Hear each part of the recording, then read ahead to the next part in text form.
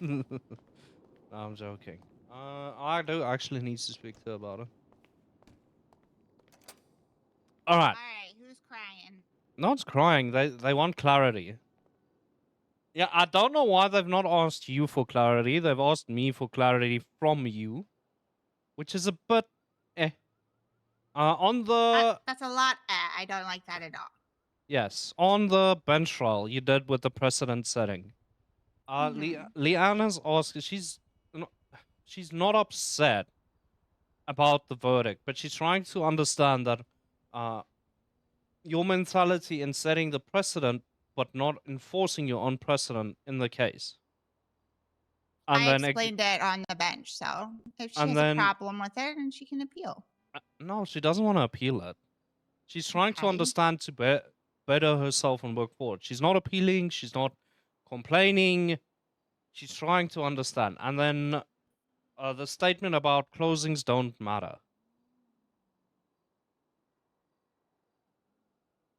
So these are Leanne concerns, and she didn't bring them to me.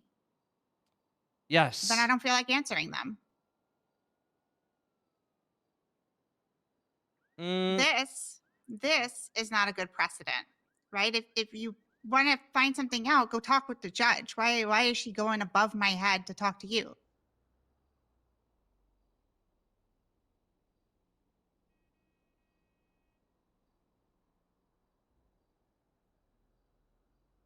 How do I say this without being a dick?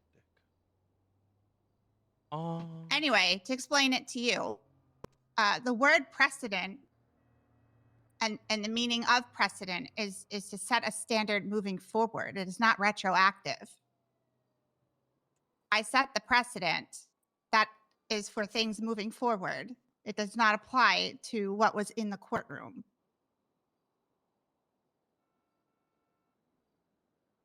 Right? They already did it. They already went in. They already edited it.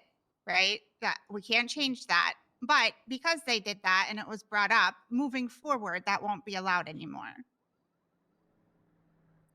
That's how case law and precedent works. Laws they're not retroactive. You can't say today, okay, well, weed is legal, and then all the crimes that happened with weed before that are just they're legal now. I get what you're saying. Okay. No, I understand what you're saying. Okay. With the closing statement, new information that is brought up in closing cannot be used in deliberation. If it was not brought up in the trial at all, and it was only brought up in closing, you cannot use that to deliberate. Otherwise, people would skip the whole trial, just say a bunch of shit in closing that now I can't look over evidence. It couldn't be questioned by the prosecution, right? You can't just throw accusations in at the very end of the trial and then think that the judge is going to use that. A closing is to say something that the judge, or really it's for the jury to hear and take away with them in hopes that it would influence them, right? It's like your time to shine, but you can't introduce new arguments and new evidence in closing. The judge can't use that. Yeah, because all right. I know what you're getting And at, that's what right? she It did. has to everything you bring up in your closing has to have at some point been brought up during trial in order for it Yes. to be used. Because Which I is what can't I said when I said that. I literally, it is in my verdict. I said to her that these arguments would have been great arguments if they were brought up in trial, but she decided not to cross, so it wasn't brought up. The question of whether or not he was wearing a mask, nothing that was not brought up in trial, so I can't consider it, and I didn't. So Ooh, I said nurse that with a on the bench. 25 streak. Thank you, So nurse. what I'm kind of annoyed with right now is that I explained both of these things on the bench. And instead of coming to me afterward and asking, oh, what did you mean by this? Or can you explain this more? I don't understand it. She has gone over my head and went to you. I don't think it's about going over the head. I think it's about understanding DOJ standards, and that's why she came to a Chief Justice. It's not so much This about Morgan, it's about understanding what we are doing as a department rather than just. this is not a department thing though. Right? This is how things work in court all across America.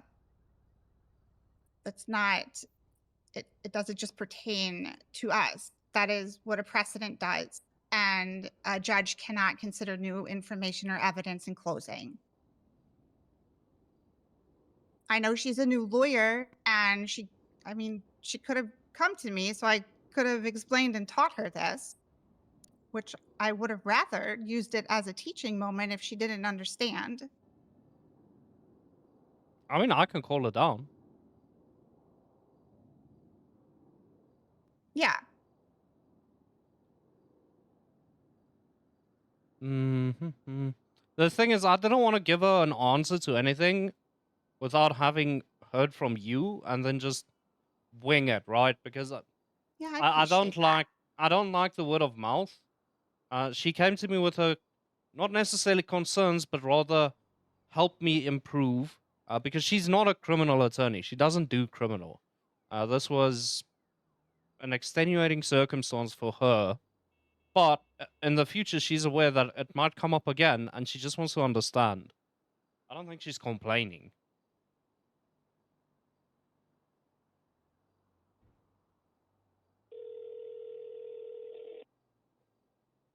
Hello, Chief Justice.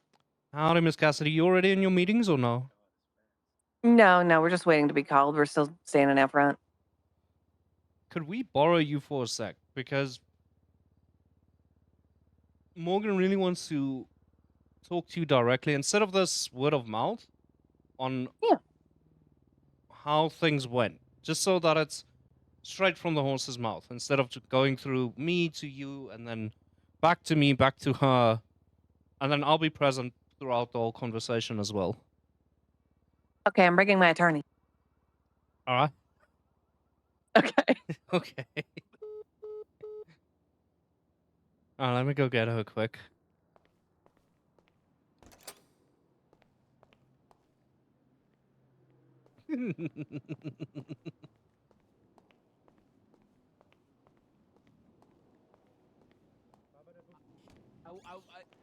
I hate to say it, but I do love you too much. Come on now. Yeah, how you doing? Hi, how you doing? Yeah, how you doing? Over here. How Over you here. doing? No, you No, can't just say no, over no. here. No, No, no, no, no, no, you no, have no, to no, do. no, no, no, no. What No, are you no. talking about, gay? Come on. What are you talking about? Talking about. Talking Yeah, about. Oh, that's Talking. token. Token. Yeah, how you doing? Hello. Talon was telling me that there was some confusion about some things that happened in that bench trial. So I just wanted to ask you so we can have a conversation. Yeah, I was really confused because it's been categorically asserted through multiple years of police work that you don't touch warrants once they are signed. It becomes a legal court document, whether or not, because I've operated in states where police have signed it, not always judges, because obviously there's only ever a handful of judges, and it would be a lot of work. A lot of work. That you don't touch warrants once they are signed. Any warrant in any fashion is not touched.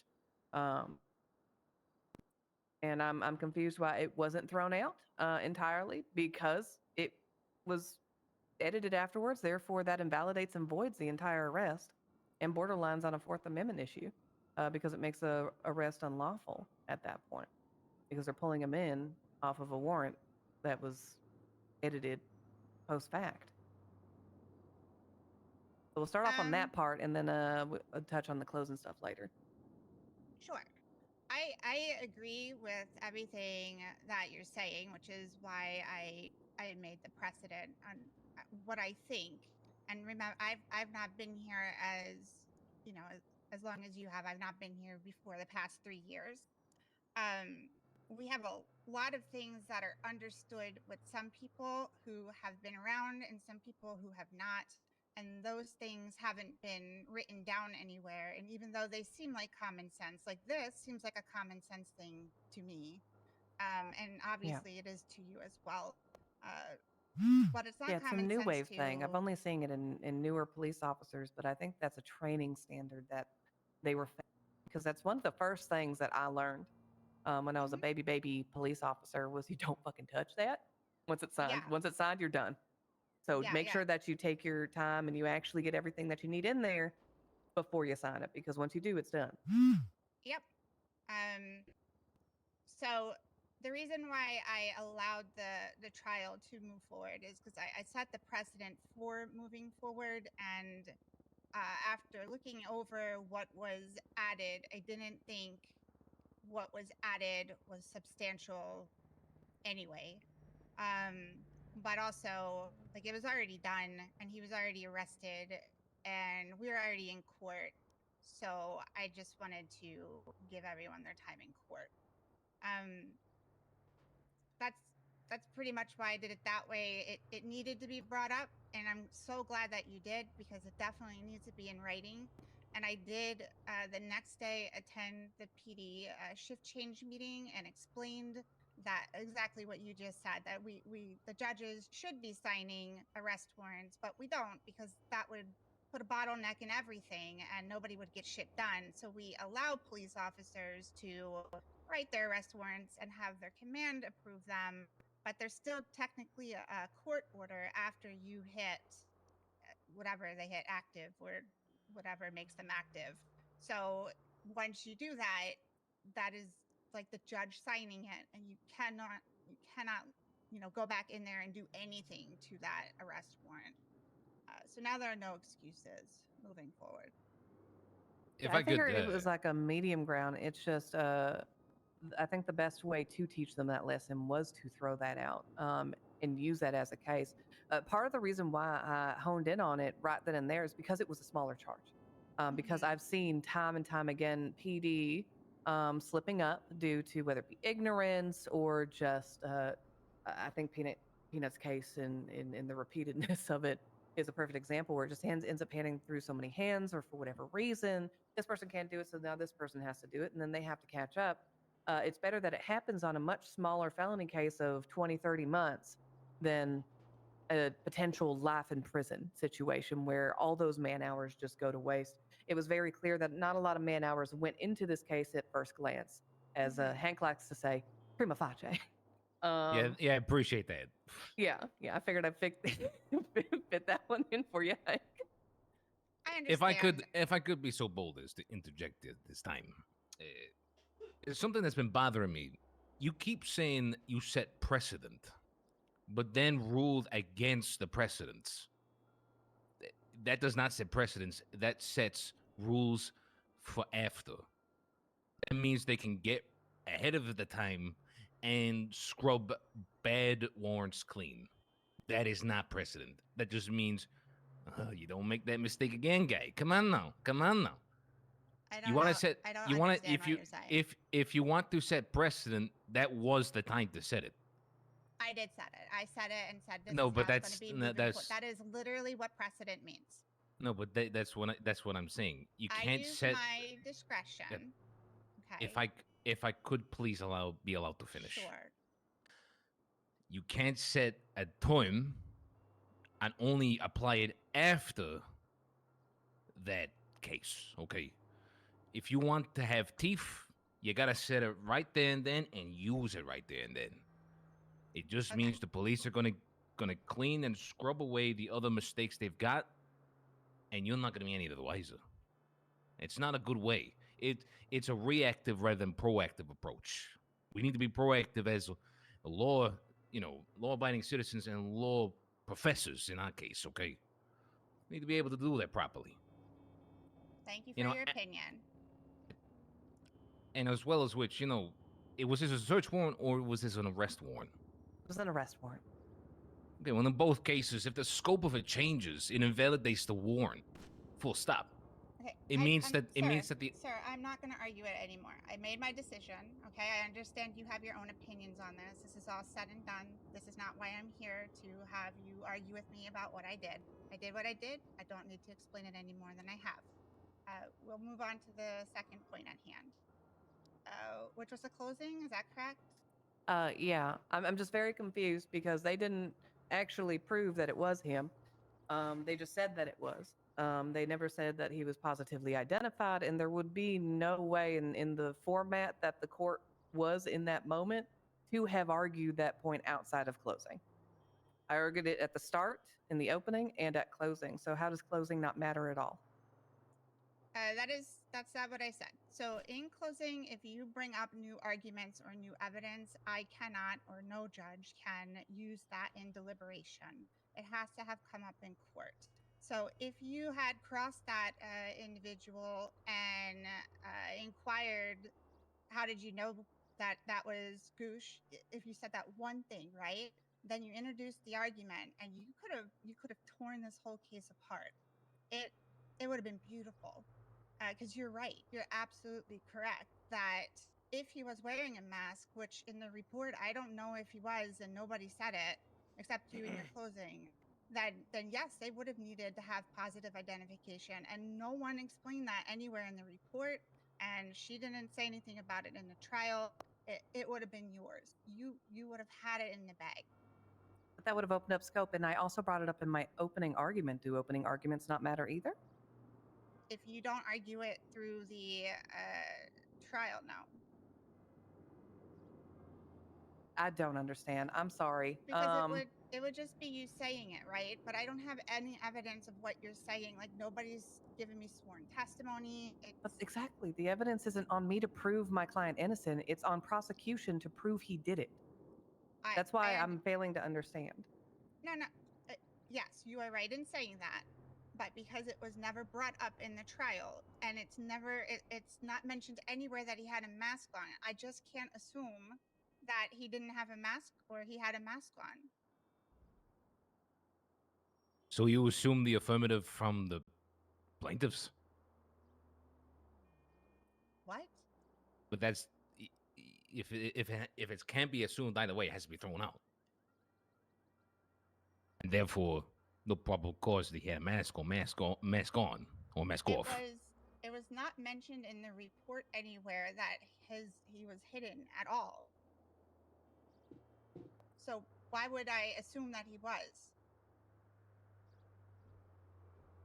It actually did state in the report that he was wearing a similar outfit that he'd previously been arrested on. Okay, but there's no picture of that outfit. No one said that he was masked when that was mentioned. I don't know what he was wearing. I don't know. Just like, why would I open up the scope for them to fight back on the no face, no case when they hadn't even proved that there was a face at all? You know, I'm failing to understand why opening and closings matter. Why do we even state any opening or closing if they don't actually matter in the final verdict? So let's say in the report it said somewhere that he was wearing a mask, right? And then prosecution came up and they questioned their witness, and that is never mentioned anywhere in their questioning. And then you decide you're not going to cross because in that moment, like, they didn't prove anything about his identity. They didn't give any positive identification. So why would you bring it up in that case? And that is correct. Then, when I got to the end of everything and they didn't give me the PID, then I can consider it because it's already in evidence. The mask is there.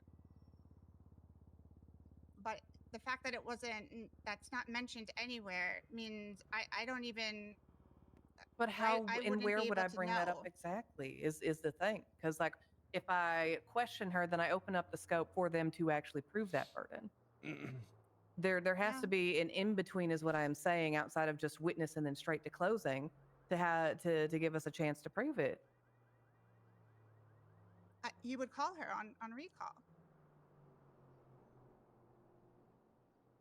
I mean, that is how court goes. I sometimes you got to open up the scope, or they open up the scope and you got to run with it, or you have to open up the scope. But I can't consider it if it was only brought up in closing.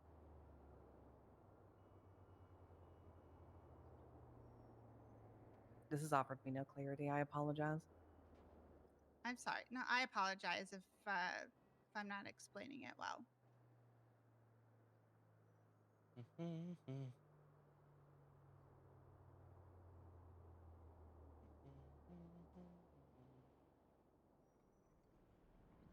I mean that's all I don't know how else to explain.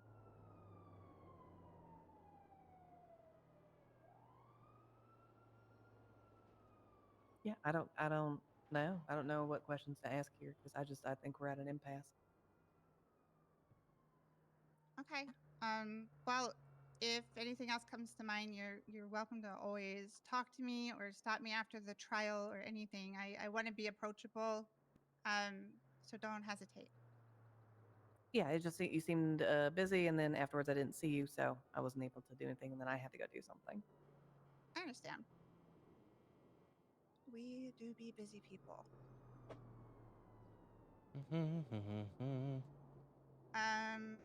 Did you need? I don't know. Even though they didn't mention him having a mask in there, it's not fully written out that there was any positive identification. They just said it was him.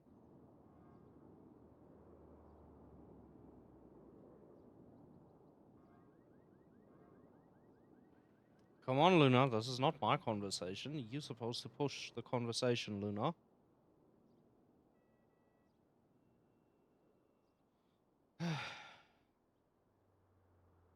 Without offering the proof that it was. I don't know. I don't know. I just don't understand. Hmm? I apologize if I'm coming off argumentative or disruptive or anything. I'm just coming from a place of not understanding Louise, and trying thank you to for the adjust follow. that so I can adjust for the future and correct courses. You're not being argumentative.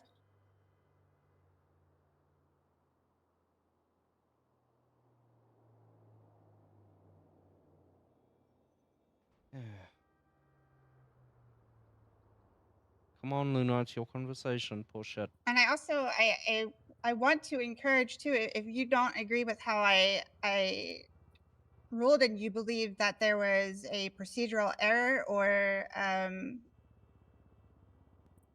procedural error, you're welcome to appeal it. That's why we have appellate court. The judges don't take it personally.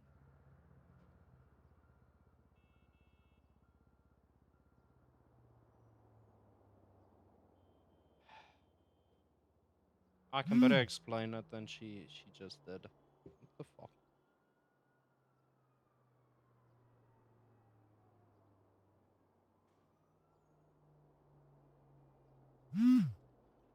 But I do think, circling back to the warrant, Yeah, I the do tea. think that the right move in the future, just my personal opinion as a lawyer, this is not even just with my experience or anything, it does send a very confusing message to state that this is going to be a precedent and then not also follow that same precedent that you are setting and allowing it to continue. Understood. Well, I mean, it won't happen again in the future now. So, but Okay, well, I hear you. I'm gonna interject. With that, they don't see that as reality until the next case where it happens. So they'll just continue doing the exact same thing. Okay, this is where I'm gonna interject because I think Morgan didn't explain the point very well. So in precedent, we can't rule a precedent that doesn't exist. Right? It wasn't a thing that existed. It was something that we all deemed common sense, but there was no case law, no precedent for us to base the ruling off. We can't retroactively go and go rule on a precedent that isn't there yet. The whole point of the trial itself was to set the precedent going forward. And in any case, when you're trying to set a precedent, we can't just go rule on something that doesn't exist yet. We have to rule on what is there. Then if we see a deficiency, we set the precedent and make sure that going forward, that is the standard for that specific incident.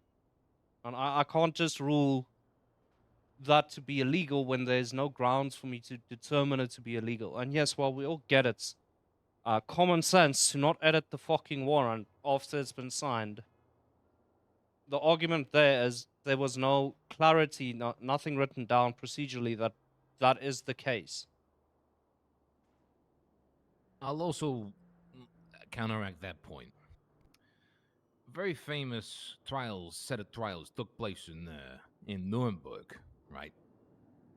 And I'm gonna use a That's all particular good, Luis. example. Why, if the first person did a crime, in this case, they could have gotten away with it. They're the first ones to do it. President said when we set a new crime, they did a very heinous crime. And precedent was set at that point that they did a heinous crime, and then they were charged and taken care of because of it. In this case, it's the equivalency of they did a heinous crime. We're gonna set precedent right now, and then going forward, we're gonna deal with it. Some things can be used right there and then, and I would argue in this case that could be used right there and then. Yeah, but Well, look. it wasn't. And I have a question for you, Leanne.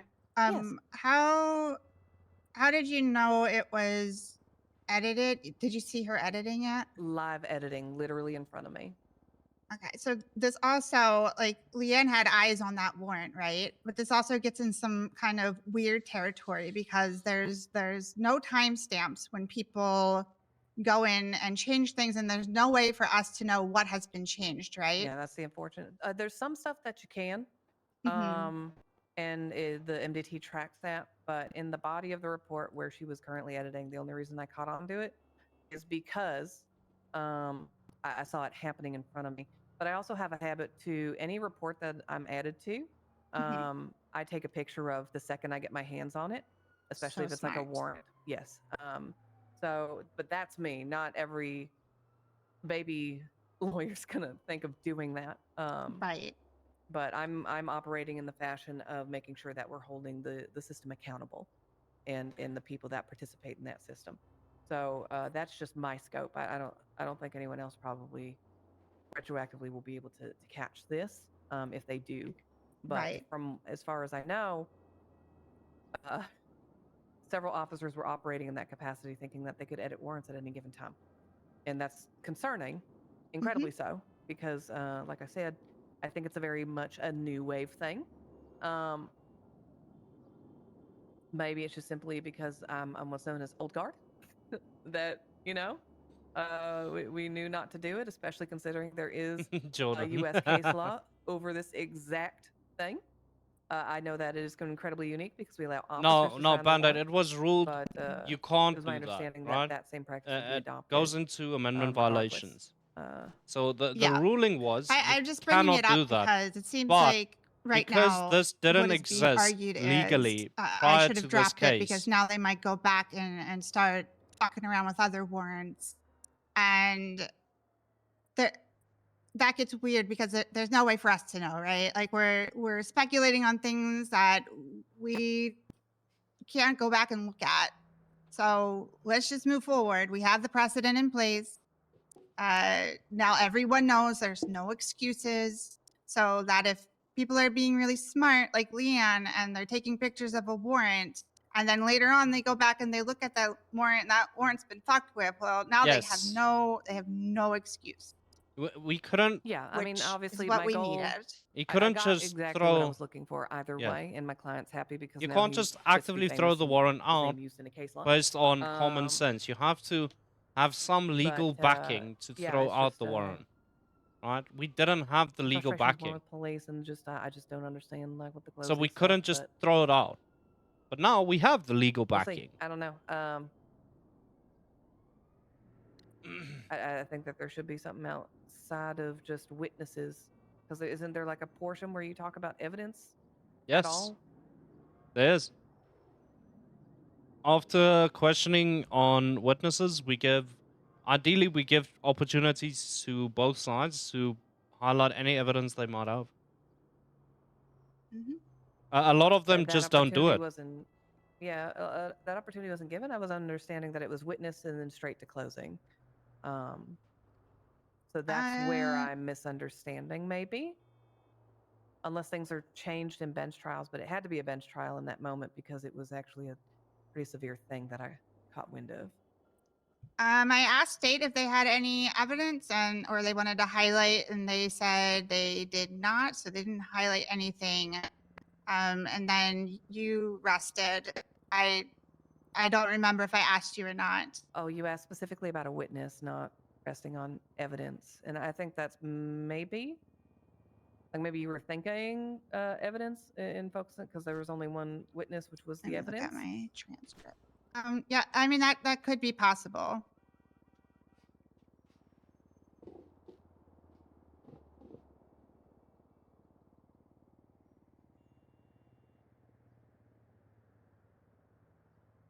Yeah, I think I was asked if I had any witnesses, and I said no.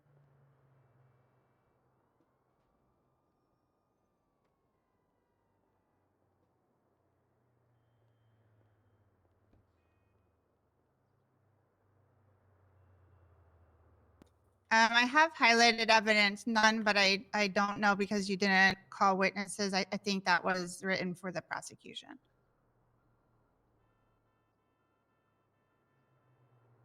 Either way, that part is not a formal part of a trial in the first place. It's a courtesy that I like to give for people to bring up their evidence that they talked about. But it seems I didn't ask you. Okay, that makes sense. I thought I was becoming dumb, like I had a stroke or something. No, you're not stupid. You're not dumb at all. Like, I am None of it. I don't think that you're dumb about asking any of this stuff at all. Honestly, you're Yeah, anything justified in I ever asking. ask is always going to come from a place of attempting to understand because regardless, I do have a history in prosecution and police work. I know that in some cases it can translate well to lawyer, but understanding the processes of the courts, I never touched truly. There was very few cases that I actually did. So I'm just trying to make sure that I can better operate for my clients in the future. And I appreciate that wholeheartedly. And I mean it when I say I am an approachable person. And if there's something that you're just not used to and you want to know more about why I did something or just whatever in general, I'm happy to be here to talk to you.